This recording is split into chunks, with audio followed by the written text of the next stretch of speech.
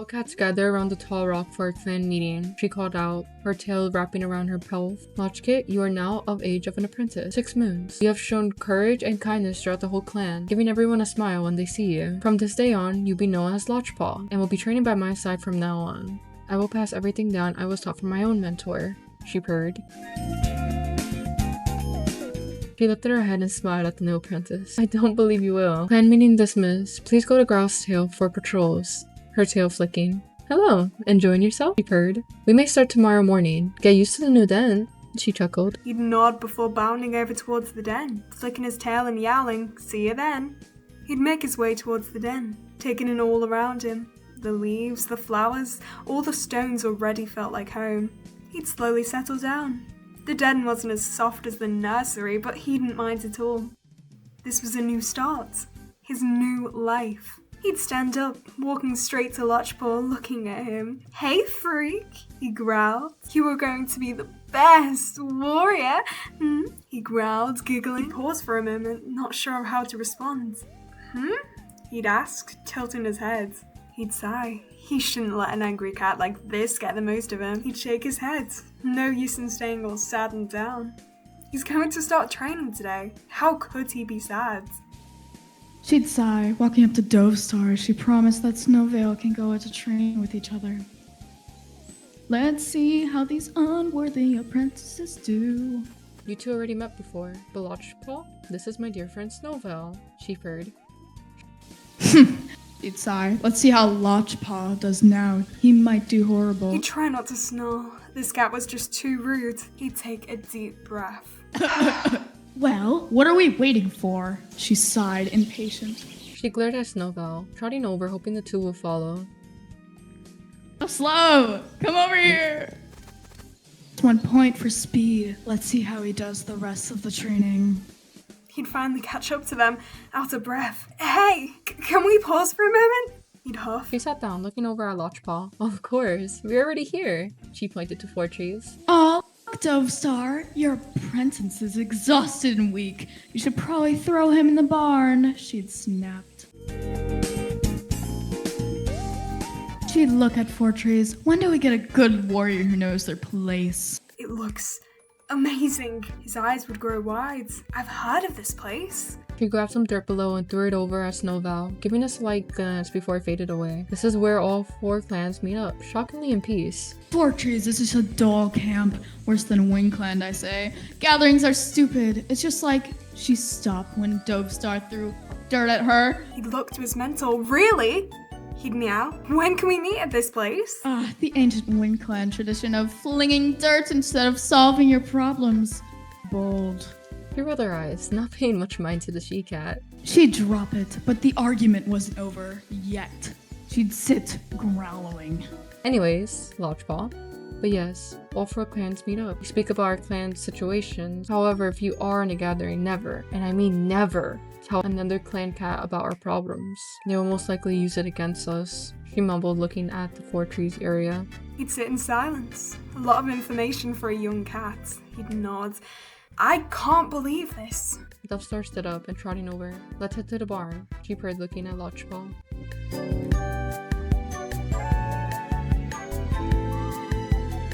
Is this your home, Lodgepaw? She chuckled. This is the barn. I'd rather us not be too close. There are cats who live in there, she meowed, looking over at Lodgepaw. The barn. He'd stumble on his words. It's much bigger than what I've been told in stories by the elders. She did not pay much mind to Snowvale. Yes, this is the barn. Many cats live in here. However, when you are older, you must be careful of those animals who live there. They're rude and evil. She'd trot off, not caring what the other cats thought about her. It got dark and boring. She yawned also. Maybe it's time we head to the camp. Good night. He'd meow to Dovestar before trotting over towards the prey pile. He'd crouch down towards a small, yet plump rabbit. This'll do, he'd meow, before bringing it back to a more comfortable spot. He'd take a small bite. His first proper taste of a rabbit. The flavors nearly overwhelmed him. The path ahead is long as cedar hills. Grave challenges await. Blue fur chosen alongside a surprising friend. Blue fur? What do you mean? Casita Pounce asked. The Star Clan cat would stand in silence, staring blankly at the cat in front. Blue fur with an unknown friend, he repeated, humming to himself before nodding. Thank you. The cat would slowly, yet abruptly fade into the moonstone. Casita Pounce gasped as he woke up. Blue fur with an unknown friend. Casita Pounce looked at Spiderpaw. You seem shocked. What happened? What? Come on, I've got to inform Dovestar. He was as confused as ever, scared as if he should understand his mentor's word.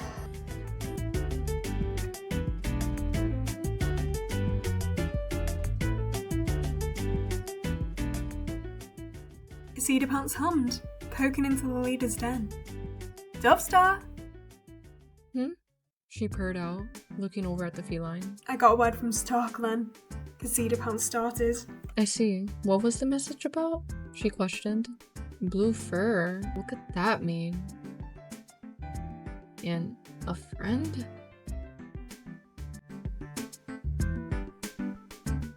He'd meow. Perfect! He'd look at the small squirrel held in his grasp. But you're dead! How are you making noise? I just killed you! He dropped the squirrel before jumping back and staring at the lifeless squirrel. I guess I'll take it back to the clan anyway. Wait, where am I? He'd look around this territory. This doesn't seem like Windclan. It's fine, I'll find my way back eventually. He'd bound into the clearing, clearly lost in thought. He'd hear the cat behind him and turn. Hey! Oh, it's you. Oh, Lodgepaw. Am I disturbing you? Yeah, you are. He'd meow coldly, stepping towards them. By what? I need something. He dodged the question. How could he explain this? Especially to Acorn Paw of all cats. What do you need? So, are you ready to prove yourself now? You couldn't be worth anything. I mean, you'd snarl. You said it first. I don't believe you're going to be the best warrior or apprentice. I don't have to prove anything to the likes of you. He'd hiss, growing defensive. I have better things to do. He'd stretch, keeping his gaze on Lodgepaw. He'd flick his tail, hitting Acorn in the face before trotting away. He'd stop for a moment. A life without this annoying cat's voice always with him. Maybe it was worth it. He'd turn his gaze from the floor, then to Acorn Paw. He'd begin. Fine, but not he. I do want the whole clan to know of this. He looked towards the other cats. Following. If you can. He nodded. At night, he said before walking off towards his den, getting a deep sleep. He'd shake his head before trotting away. I'm fine. She chuckled tiredly. It's been a lot, but he's nice. Now, speaking about that message you said before, do you believe they were speaking about Lodgepaw? He is blue. Casita Pounce nodded. What do you mean? He'd interrupt the conversation. Did I hear my name? Casita Pounce looked over at the young apprentice, growing silent. Blue fur. Her ear twitched, looking over at Lodgepaw. Oh, nothing. He'd narrow his eyes before continuing. I need to talk about something, but it's not really too believable.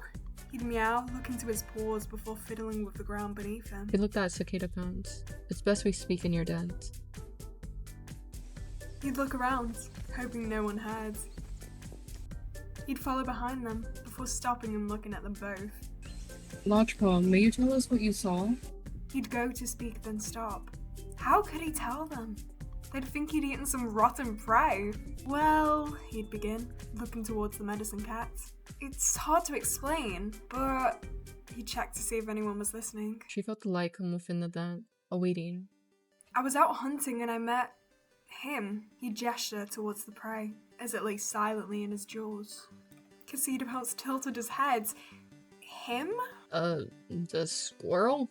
She mumbled. Maybe it would be better if he told the story. He placed the squirrel beneath his paws and stared at it, waiting for an answer. But it lay there, cold and silent. Lodgepaw's eyes grew urgent. Casita Pounce chuckled.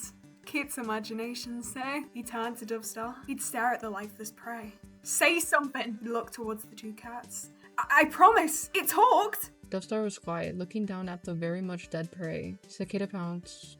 What about the message? Message? He mumbled to the two cats. It could have been your imagination. Cicada pounced looked. We can't be sure. But if it is... He looked over. Keep anything that happens to me. Her ear slightly pinned. Kinda worried.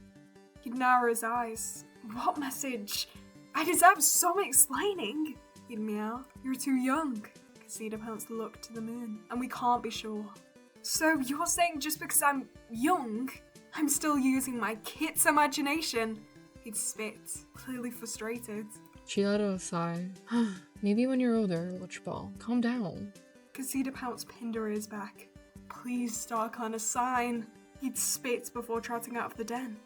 I shouldn't have told you anything. Cicada pounced sighed. Dovestar looked at the feline, then watched the he kitty walk out. I'm kinda worried, Cicada Pounce. She sighed. He's too young to know. He's just too young to know about being a part of a prophecy. We can't. We just can't. Cicada pounced sighed. I understand, but what if us not telling him pushes him away? Her tone was sad. Only StarClan can decide his fate. He'd pause for a moment, scanning the clearing before sneaking out of camp. What was that? You spoke to me and then you refused to talk? He'd take a deep sigh. I'm sorry, but you're making me look like I'm going insane. He gently placed down the squirrel. What am I going to do? Blue fur with an unexpected friend. Blue fur with an unexpected friend. Maybe I'm just tired. Let's go back. He'd bound into the clearing, speaking towards the squirrel. From an outsider's perspective, it'd look as if he'd gone insane. Are you ready? He would stretch. I won't annoy you again in your fancy life. Nothing fancy about my life.